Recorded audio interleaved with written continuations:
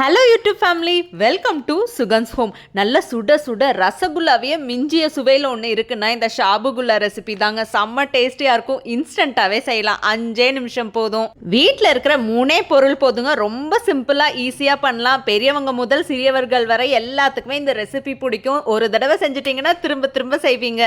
இந்த ஷாபு ரெசிபி ரொம்ப க்ரீமியாக இருக்கும். இதுக்கு நம்ம ஒரு கிண்ணி ஷாபு எடுத்துருக்கோம். கப் மெஷர்மெண்ட்டில் சொல்லணுன்னா 1 கப் எடுத்துக்கோங்க. இதை நம்ம ஊற வைக்கவெல்லாம் அவசியமே இல்லை. சூப்பர் மார்க்கெட்டில் கடைகள்லாம் இந்த ஷாபுதானா ஈஸியாகவே கிடைக்கும். அப்படி இல்லைன்னா மாவு ஜவரிசின்னு கேட்டு வாங்குங்க. இதை நம்ம ஊற வைக்காமல் ரொம்ப சிம்பிளாக ஈஸியாக பண்ணலாம். 1 டம்ளர் தண்ணி ஊற்றி நல்லா அலசிக்கோங்க. கல் மண்ணெல்லாம் எதுவும் இல்லாமல் பார்த்துக்கோங்க. இந்த மாதிரி ரெசிபிஸ் எல்லாம் பண்ணும்போது விரதத்துக்கு கூட சாப்பிடுவாங்க. அதுக்கு கூட இந்த ரெசிபி ரொம்ப உகந்ததாக இருக்கும். சுத்தமாக தண்ணியே இல்லாத மாதிரி எல்லாத்தையுமே வடிகட்டிடுங்க. 1க்கு 2 முறை வாஷ் பண்ணுறது ரொம்பவே நல்லது. இதை கழுவிட்டு கொஞ்சமாக தண்ணி விட்டுருங்க. 1/4 டம்ளர் மட்டும் போதும். ஒரு 10 நிமிஷம் ரெஸ்ட் கொடுத்து அப்படியே மூடி வச்சுட்டா போதுங்க. அந்த தண்ணி ஈஸியாக அப்சர்வ் ஆகிக்கும். இந்த ரெசிபி பண்ணுறதுக்கு ரொம்ப நேரம் இந்த ஷாபுதானாவையெல்லாம் ஊற வைக்கணுங்கிற அவசியமே இல்லை. 15 நிமிஷத்துக்கே இந்த மாவு ஜவரிசி பாருங்கள் எவ்வளோ சூப்பர் சாஃப்டாக ஊறிடுச்சுன்னு. இதை நம்ம அப்படியே பிணைஞ்சு கொடுக்க போகிறோம். நல்ல பிணையவே அது நல்லா மாவாக கரைய ஆரம்பிச்சிரும். 1-2 நல்லா பெருசாக இருக்கணும். அப்போ தான் பார்க்கறதுக்கு கண்ணாடி பதம் மாதிரி சூப்பராக இருக்குங்க. இந்த மாதிரி ரெசிபிஸ் எல்லாம் பண்ணும்போது பார்க்கவே அவ்வளோ அழகாக இருக்கும். ஷாபுதானால எல்லாரும் பாயசம் செய்வாங்கல்ல, அதை விட இந்த ரெசிபி செம்ம டேஸ்டியாக இருக்கும். நல்லா பிணைஞ்சு விட்டிங்கன்னா எல்லாமே கரைய ஆரம்பிச்சிரும். நம்ம கையில் எடுத்து உருட்டி பார்த்தா உருண்டை பதத்துக்கு வரணும். வீடியோவை ஸ்கிப் பண்ணாமல் லாஸ்ட் வரைக்கும் பாருங்கள். அப்போ தான் இந்த ரெசிபிஸ் எல்லாம் பக்காவாக வரும். கொஞ்சமாக உருட்டும் போதே தெரியும். ஆனால் ஃபஸ்ட்டு நம்ம உருட்டும் போது மாவெல்லாம் கையில் ஒட்டிருச்சு பாருங்கள். இன்னொரு 5 நிமிஷம் எக்ஸ்ட்ராவே விடுங்க. இப்போ குளிர்காலமாக இருக்கிறனால ஊறுறக்கு ஒரு 5 நிமிஷம் எக்ஸ்ட்ரா தான் ஆகும். இப்போ நல்லா கையில் திரட்டும் போதே நமக்கு அழகாக உருண்டு வருது பாருங்கள். இந்த பதத்துக்கு வந்ததுக்கப்புறம் தான் நம்ம ரசகுல்லா ரெசிபி செம்மையாக வருங்க. திரட்டின மாவை வேற ஒரு தட்டுக்கு மாற்றிட்டு அது கூட கொஞ்சம் நெய் சேர்த்து உள்ளங்கையை வச்சு நல்லா அழகாக அப்படியே வேணுங்கிற ஷேப்புக்கு ரவுண்ட் பண்ணிக்கலாம். கையை வச்சு அழுத்தினா அந்த மாவு உள்ளே போகணும். அப்போ தான் நல்லா ஊறி இருக்குன்னு அர்த்தம். ஒரு பிளேட்டுக்கு ஓரமாக கொஞ்சோண்டு கீயை வச்சுக்கோங்க. வேறு பிளேட்லலாம் வச்சுட்டோம் அப்படின்னா கீ கொஞ்சம் வேஸ்ட் ஆகும் இல்லையா. இந்த மாதிரி ட்ரை பண்ணிங்கன்னா எதுவுமே வேஸ்ட் ஆகாமல் சிம்பிளாக ஈஸியாக இந்த ரெசிபியை பண்ணலாம். கொஞ்சோண்டு நெய்யை கையில் தடவிக்கோங்க, ஒட்டாமல் இருக்கும். நமக்கு என்ன ஷேப்பில் என்ன சைஸில் வேணுமோ அந்த சைஸில் எடுத்து கொஞ்சமாக நெய் தடவி உருட்டிட்டிங்கன்னா நல்லா பந்து மாதிரி உருண்டை வரும். நம்ம உருட்டி வச்சுருக்கோம் இல்லையா, கொதிக்கும் போது இது டபுள் ஆகிடுங்க. அதனால் கொஞ்சம் மீடியம் சைஸாகவே உருட்டுங்க. உள்ளங்கையில் வச்சு அப்படியே சுற்றும் போது அழகாக பந்து மாதிரி வரும். இந்த ரெசிபியை ட்ரை பண்ணி பாருங்கள், செம்ம சூப்பராக இருக்குங்க. இன்ஸ்டண்ட்டாக பண்ணுறோமேன்னு நினைக்காதீங்க, அவ்வளோ டேஸ்டியாக இருக்கும். இதில் நம்ம சர்க்கரை கூட சேர்த்த போகிறது இல்லைங்க. இந்த ரெசிபி அவ்வளோ ஹெல்த்தியான ரெசிபி. வீட்டில் இருக்கிறவங்களுக்கெல்லாம் செஞ்சு கொடுத்து அசத்திடுங்க. இந்த ஷாபு பால்ஸை உருட்டும் போது கிராக் இல்லாமல் 2 கையை வச்சு உருட்டணும். கிராக் வந்ததுன்னா ஈஸியாக அந்த பால் களைஞ்சு போயிடும். நம்ம கையில் வச்சு இந்த மெத்தடில் உருட்டும் போது பால்ஸ் எல்லாம் எதுவுமே களையாமல் ஈஸியாக உருட்டிடலாம். இது ரொம்ப கஷ்டமான வேலையெல்லாம் கூட இல்லைங்க. ரொம்ப சிம்பிளாக ஈஸியாக உருட்டிடலாம். இப்போ ஒன்று அப்படியே தள்ளி விட்டுருங்க அந்த பிளேட்லேருந்து. அப்போ தான் கீயை நம்ம ஆட் பண்ணியிருக்கனால ஒட்டாமல் வரும். நம்ம அடிகனமான ஒரு பேனை வச்சு 1 டம்ளர் பால் எடுத்துக்கோங்க. அந்த விகிதத்தில் 1/2 டம்ளர் தண்ணியும் சேர்த்திக்கோங்க. 2 டம்ளர் பால் எடுத்துட்டிங்கன்னா 1 டம்ளர் தண்ணி சேர்த்தணும். இந்த மெஷர்மெண்ட்டில் சேர்த்தினீங்கன்னா அந்த ரபடி மில்க் சூப்பராக இருக்குங்க.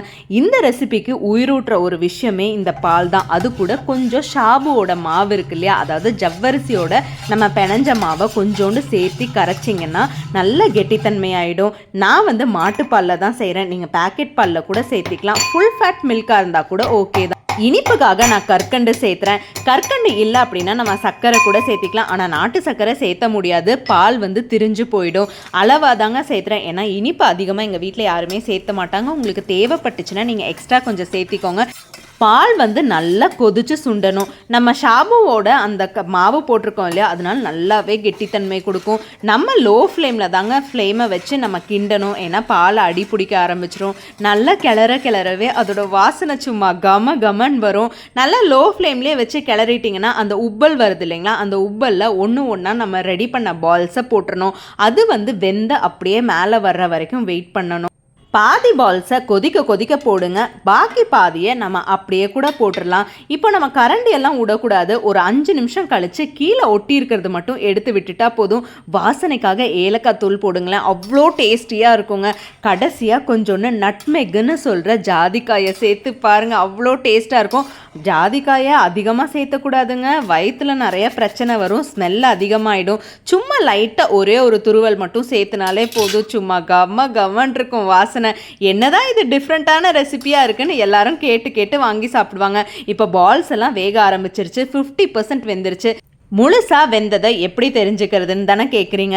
எல்லா பால்ஸும் வெந்து மேலே வரும், அது வரைக்கும் வெயிட் பண்ணாலே போதுங்க. நல்லா கொதிக்க விடுங்க, அப்போ தான் அந்த ஜவ்வரிசி நல்லா வேகும். நம்ம சைடெல்லாம் எடுத்து விடணும், ஏன்னா பால் ஆடை கோர்க்கறனால அதோட டேஸ்ட்டு சூப்பராக இருக்கும். சைடெல்லாம் எடுத்து நல்லா ஒரு கலக்கி விட்டு பாருங்கள், அவ்வளோ சூப்பராக இருக்குங்க. இந்த ரெசிபி கிட்ஸ் எல்லாம் நல்லாவே என்ஜாய் பண்ணுவாங்க. விரதம் இருக்கிறவங்க கூட சாப்பிடலாம். ஒரு 5 நிமிஷம் மட்டும் மூடி வச்சுட்டு அதுக்கப்புறம் இன்ஸ்டண்ட்டாக சுட எடுத்து சாப்பிட்டு பாருங்கள், அவ்வளோ டேஸ்டியாக இருக்கும்.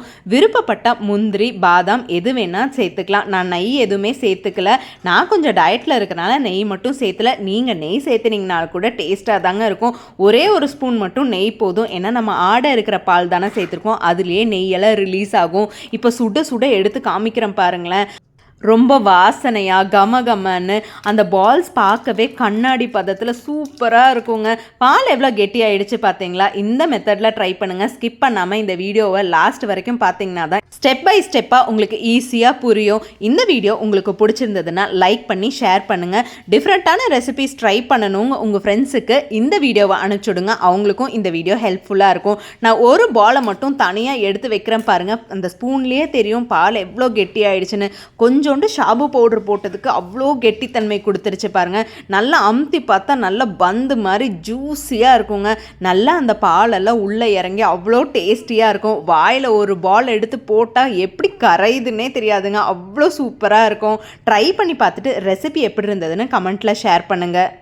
ஷாபுவை நல்லா கொதிக்க வைக்கல அப்படின்னா நமக்கு வயிறு வலி கூட வரக்க சான்ஸ் இருக்குது. இந்த ரெசிப்பியை விரதம் டைம்லலாம் சாப்பிட்டா ரொம்பவே நல்லதுங்க. அதுவும் நம்ம எம்டி ஸ்டமக்லலாம் இருக்கும்போது சர்க்கரையெல்லாம் சேர்த்தாமல் கொஞ்சம் கல்கண்டு சேர்த்தும் போது கொஞ்சம் நமக்கு வயிறும் ஃப்ரீயாக இருக்கும். இந்த மாதிரி ரெசிபிஸ் எல்லாம் கிட்ஸுக்கு ஸ்நாக்ஸாக செஞ்சு கொடுத்து பாருங்கள், சர்க்கரையெல்லாம் சேர்த்தாமல் அவங்களுக்கு ஒரு ஹெல்த்தி ஆப்ஷனாக இருக்கும். இந்த ரெசிபியை சாப்பிட்டா நமக்கு பசியே எடுக்காது. இன்ஸ்டண்ட்டான கிரேவிங்ஸ் எல்லாம் இது நல்லாவே கண்ட்ரோல் பண்ணும். இதில் ஹெவியான எந்த ஐட்டம்ஸுமே சேர்த்துல, வெயிட் கூட உங்களுக்கு போடாது. அவ்வளோ டேஸ்டியான ரெசிபியும் கூட. ஒரு 2 ஸ்டெப்பை ஃபாலோ பண்ணால் போதும், இன்ஸ்டண்ட்டாக எத்தனை விருந்தாளி வந்தாலும் சரி எப்போவுமே ஒரே மாதிரி பாயசம் எல்லாம் செய்யறதை விட்டுட்டு இந்த மாதிரி டிஃப்ரெண்ட்டான ரெசிபியாக செஞ்சு கொடுத்து பாருங்கள், நமக்கு ஒரே பாராட்டாக தான் இருக்கும். இந்த மாதிரி இன்ட்ரெஸ்டிங் ரெசிபீஸ்க்கு மறக்காமல் நம்ம சேனலை ஃபாலோ பண்ணிக்கோங்க. தேங்க்ஸ் ஃபார் வாட்சிங்.